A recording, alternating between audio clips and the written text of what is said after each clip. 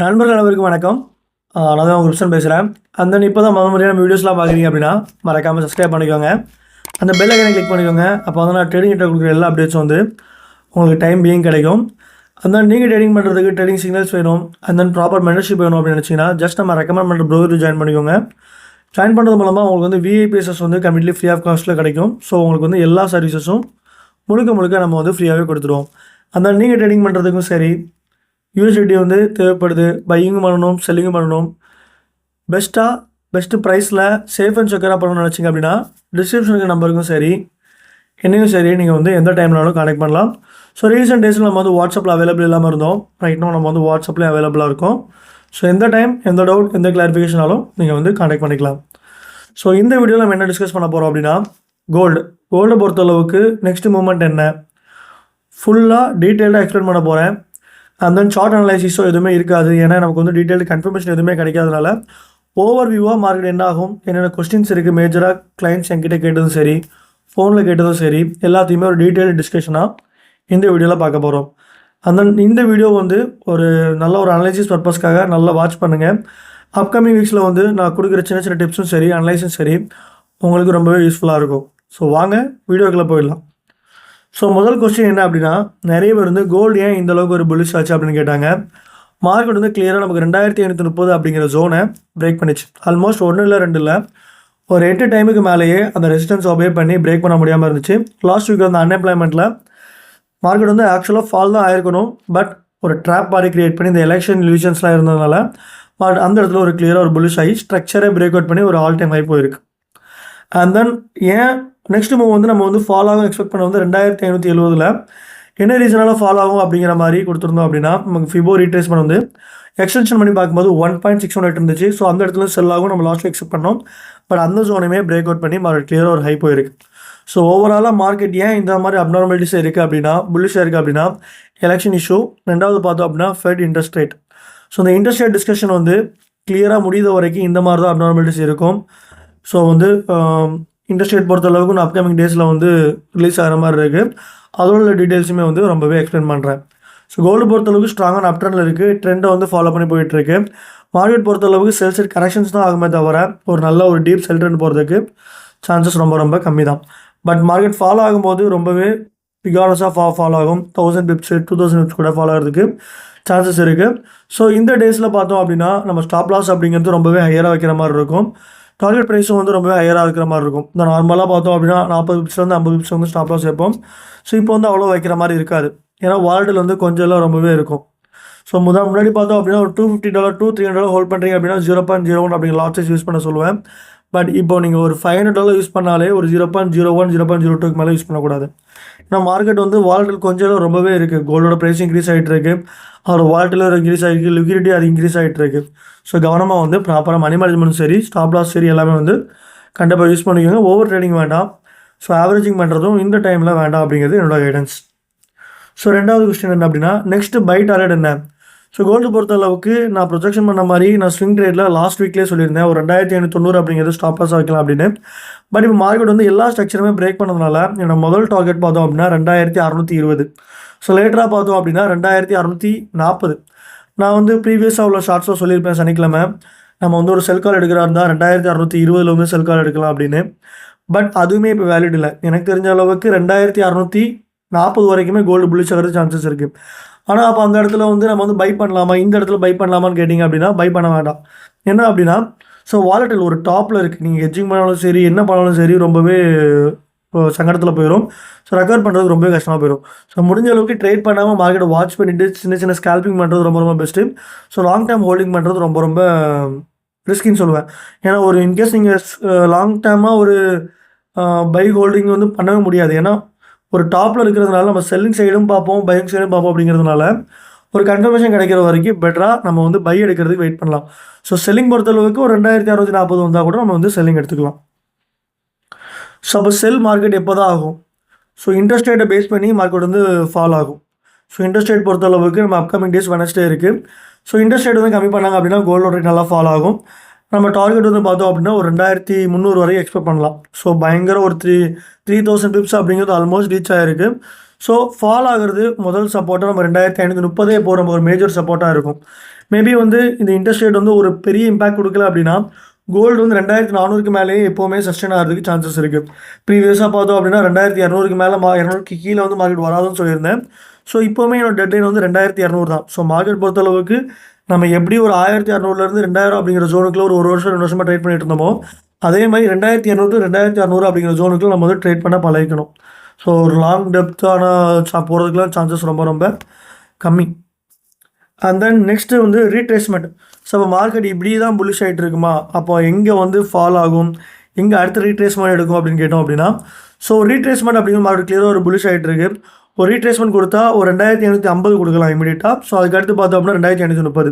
So 2530 2550 வரும்போது நமக்கு டெக்னிக்கலாகவும் சரி ஃபண்டமெண்டலாகவும் சரி ஏதாவது நியூஸ் இம்பாக்ட் இருந்தால் தான் நம்ம வந்து ஃபர்தர் பிரேக்கை வந்து எக்ஸ்பெக்ட் பண்ண முடியும். As of no sell side target பார்த்தோம் அப்படின்னா 2550லேருந்து 2530.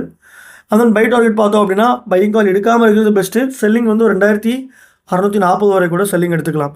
ஸோ எல்லா வேல்யூமே ரொம்ப ரொம்ப ஹையராக தான் இருக்கும். ஏன்னா நீங்கள் வந்து ஒரு $500 வச்சு ட்ரேட் பண்ணிட்டு அப்படின்னா நீங்கள் $1000 வச்சு ட்ரேட் பண்ணுறது ஈக்குவலாக இருக்கும். ஸோ வந்து கவனமாக ட்ரேட் பண்ணுங்கள்.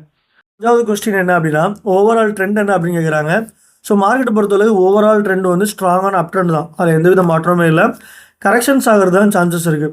உதாரணத்துக்கு மார்க்கெட் 2600லேருந்து 2500 ஒரு மூவ்மெண்ட் ஆயிருக்கு அப்படின்னா கரெக்ஷன் அப்படிங்கிறது 0.382 ஃபிபோவில் வந்து 2530 இருக்குது. 0.5ல் வந்து 2550 இருக்குது.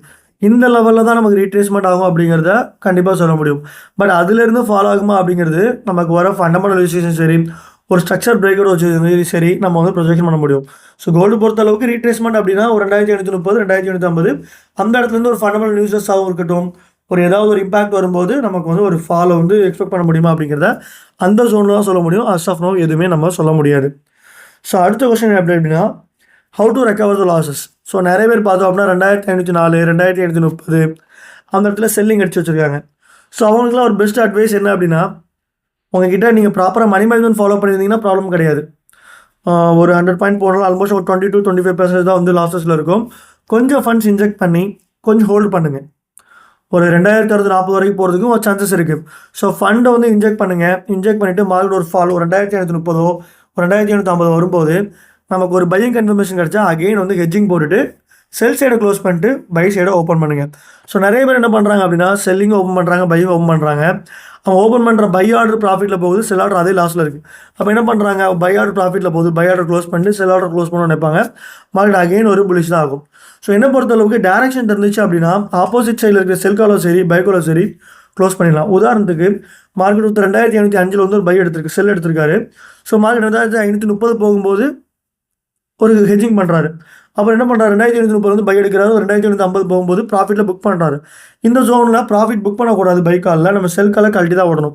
ஸோ செல் கால் வந்து லாஸஸில் இருக்குது நம்ம வந்து ஹோல்டு பண்ணலாம் இவ்வளோ மேலே போயிடுச்சு அப்போ கண்டிப்பாக ஃபால் தான் ஆகும் அப்படின்னு நினச்சிட்டு நீங்கள் லாங் டேர்மில் கண்டிப்பாக ஹோல்ட் பண்ணக்கூடாது. ட்ரெண்ட் எந்த சைட் போயிட்டுருக்கோ அது கூட நம்ம வந்து சேர்ந்து போயிட்டே இருக்கணும்.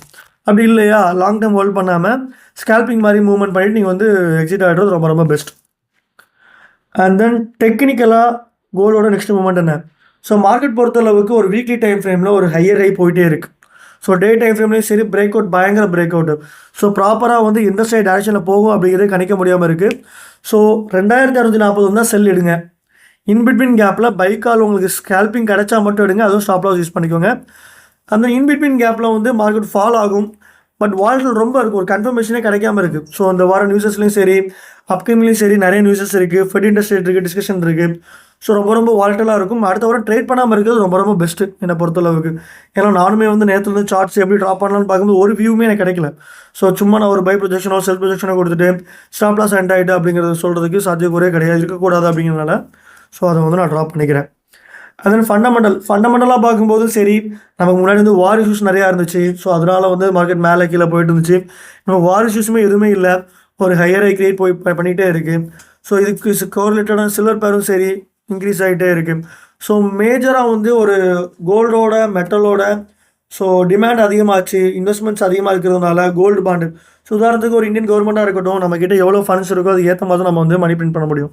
ஸோ ஓவரால் அக்குமுலேஷனே கோல்டு வச்சு ஒரு ப்ரொடக்ஷன் பண்ணும்போது நிறைய பேர் வந்து இன்வெஸ்டர்ஸ் எல்லாமே கோல்டு தான் வராங்க. ஸோ அதோட டிமாண்ட் ஹைப்பானால் கூட மார்க்கெட் இந்த அளவுக்கு ஒரு புல்லிஷ் ஆகும். So overall fed interest rate வந்து என்ன ஆகும் அப்படிங்கிறது நமக்கு வந்து வெனஸ்டே வந்து தெரியும். ஸோ ப்ரீவியஸ் நம்மளோட சேனலில் எல்லாமே அப்டேட் பண்ணுவோம். ஃபெட் கட் ஆனதுக்கப்புறம் நம்ம வந்து ட்ரேட்ஸ் கொஞ்சம் பெஸ்ட்டாக இருக்கலாம். ஸோ புதன்கிழமை வரைக்கும் நம்ம கொஞ்சம் சேஃப் அண்ட் செக்யூராக ட்ரேட் பண்ணுறது ரொம்ப ரொம்ப பெஸ்ட். ஸோ கோல்டு பொறுத்தளவுக்கு ஓவராலாக வந்து லாங் டேர்மில் அப் ட்ரெண்ட் தான். ஷார்ட் டேர்ம் கரெக்ஷன் ஜோன் என்ன அப்படிங்கிறத கொடுத்துருக்கேன். இன்பிட்வீன் கேப்பில் இன்ட்ராடே கால்ஸ் எல்லாமே வந்து நம்மளோட விஐபி சேனலையும் கொடுப்பேன். ஸோ மறக்காமல் ஃபாலோ பண்ணிக்கோங்க.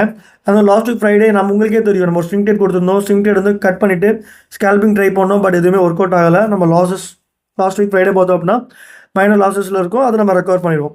ஸோ நிறைய பேர் என்ன கேட்குறீங்க அப்படின்னா, நம்ம ட்ரேட்ஸ் வந்து இந்த 2 நாள் லாஸ் ஆகுது, 3 நாள் ப்ராஃபிட் வருது. ஸோ ஓவரால் நம்மளை பொறுத்தளவுக்கு ஒரு மந்தில் ஒரு 5 to 10% செக்யூர் பண்ணலாம். அவ்வளோதான். ஒரு 10,000 போடுறோமா, ஒரு 1000 சம்பாதிக்கணும். ஸோ அதுதான் நம்மளோட மேஜர் ஃபோக்கஸ். ஸோ அதனால் 10,000 போட்டு ஸ்டார்ட் பண்ண நினைக்காதீங்க. ஒரு எக்ஸாம்பிள் தான் சொன்னேன். ஸோ முடிஞ்ச அளவுக்கு ஒரு டீசெண்டாக ஒரு இன்வெஸ்ட்மெண்ட் பண்ணுங்கள். ஒரு 300 to 400 பண்ணிங்க அப்படின்னா உங்களுக்கு பெஸ்ட்டாக இருக்கும். ஸோ இவ்வளோ பண்ணால் தான் பெஸ்ட்டாக இருக்கும், அவ்வளோ பண்ணால் தான் பெஸ்ட்டாக இருக்கும். எனக்கு எந்த லாபமும் எந்த பிரயோஜனமும் கிடையாது. ஸோ உங்களோட சேஃப்டி, உங்களோட மெஷர்ஸ்க்காக தான் நான் வந்து எல்லாமே கிளியராக சொல்லிகிட்டு இருக்கேன்.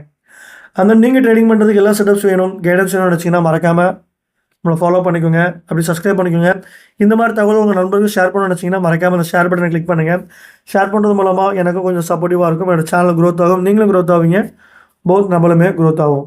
ஸோ இந்த மாதிரி அடுத்த ஒரு அப்டேட்ஸ், அடுத்த ஒரு லைவ் அனலைசிஸில் உங்களே சந்திக்கும் வரை உங்களை விடைபெறுவது உங்கள் கிரிப்சன்.